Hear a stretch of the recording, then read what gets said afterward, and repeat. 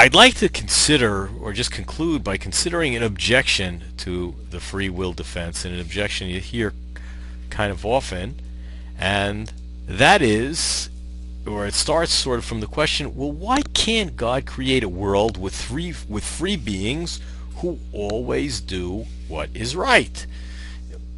Intuitively, why can't God just, pick out a world with, and let me pick biblical figures and figures from the Quran, and let's assume that these central figures of all these holy books are really were really good individuals. Why couldn't God just create the world with just Abraham, Moses, Jesus, Mohammed, all the people with Mother Teresa, all of the good people? Why couldn't God create a world just that had those beings? And those are people who always, let's assume, those are people who always did what's right.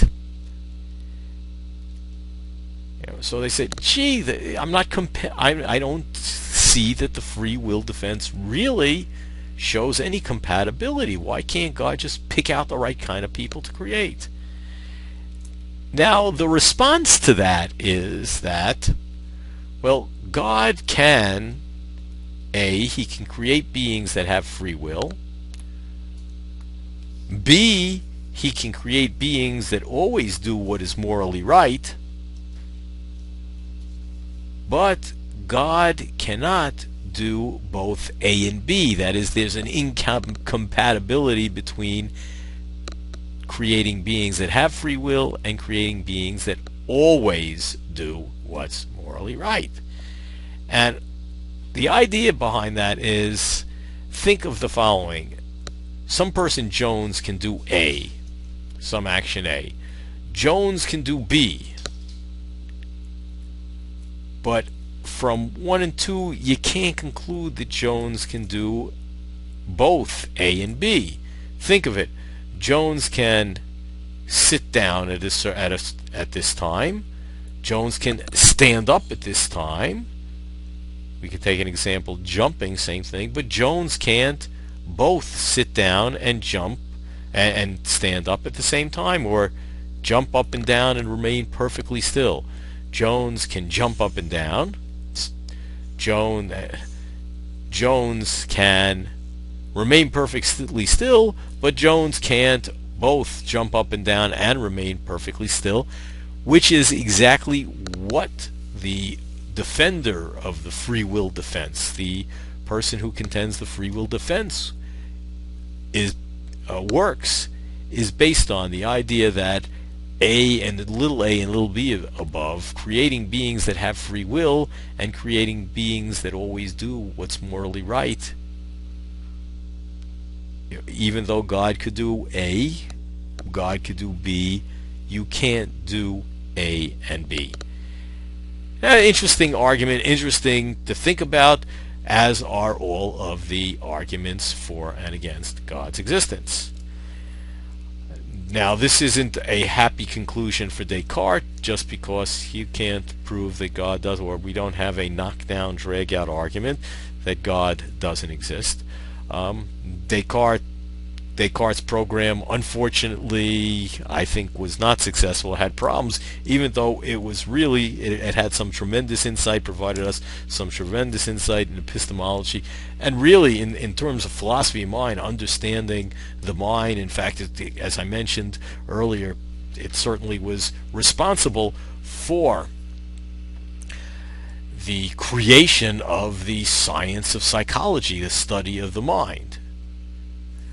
Well, that's for Descartes. Now, from our perspective on philosophy of religion, let's see where we can conclude. We examined a few arguments for God's existence, the major arguments for God's existence.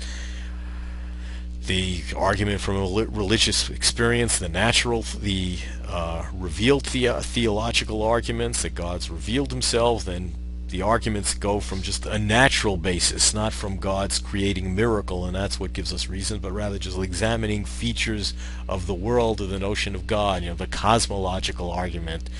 There's the argument from design. There's the ontological argument. We saw that there are problems with all of those arguments as well.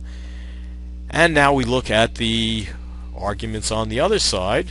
That is the argument from evil. And I'm not convinced that the argument of evil works either. So where does that leave us? And this is a frustration that some beginning students have in philosophy. They came into the course, okay, I've thought about God's existence, I've thought about this stuff for a while, I'm trying to get to an answer. And this is one thing that we should keep in mind. It's what some people take, in fact I take, to be the beauty of philosophy. The goal of philosophy is not the answer, but the process, which is sharpening your mind, getting you to understand good reasons, bad reasons, what constitutes good reasons, what constitutes bad reasons. Now, it could very well be that there is a good argument for or against God's existence. We're not stuck having to be agnostics. We haven't considered all the arguments. This was just a preliminary discussion. I should mention that most colleges teach courses on philosophy of religion where they go into greater depth into some of these arguments and more variations on them, and various other topics related to the rationality of belief in God. And they even talk about faith, something that we haven't had a chance to talk about in this course.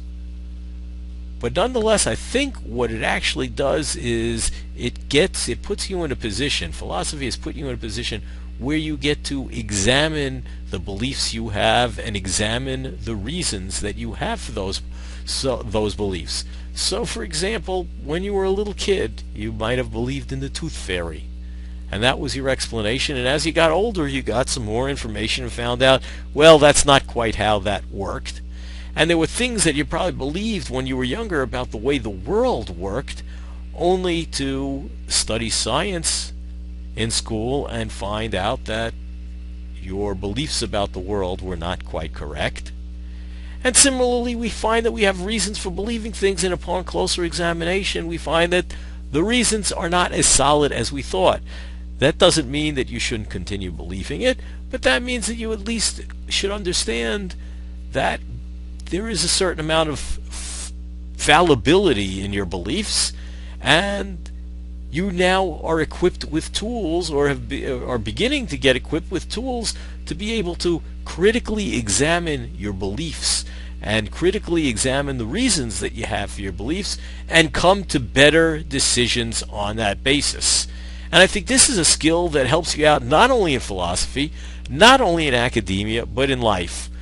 I think when employers are looking for jobs, and having been an employer, I certainly looked at it from this perspective.